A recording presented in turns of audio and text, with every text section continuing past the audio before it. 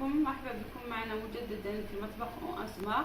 مبارك عليكم الشهر، ان شاء الله ربي يعيد علينا عليكم بالخير وتصوموا بالصحة كافة المسلمين والعرب، وان شاء الله تكونوا بخير. اليوم جبت لكم كيفية وهي الفلفل الحار.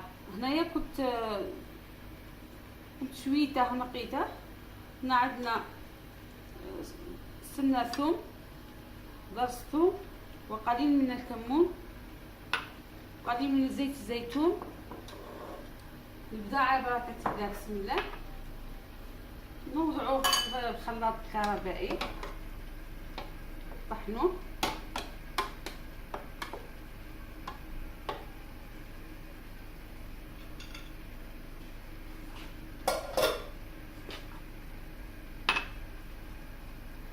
ديروا ضرس ثوم،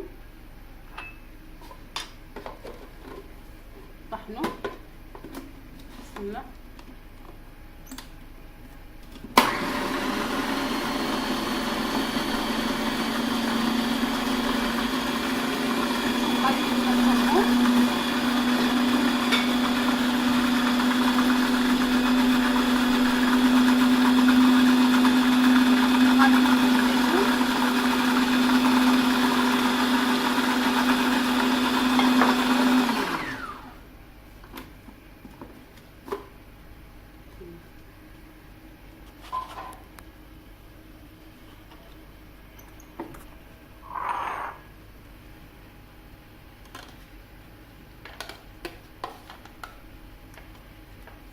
نضرب في العلبة.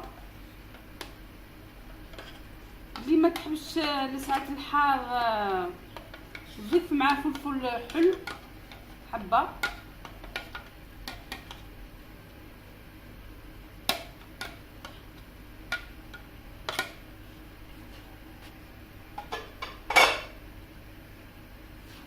هاو الشكل تاعو معنا.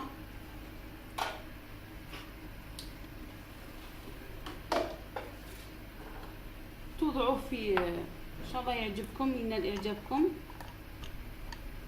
تغلقوه وديروه في الثلاجة. الى اللقاء، لا تنسوا الاشتراك في قناتي، والى اللقاء ان شاء الله.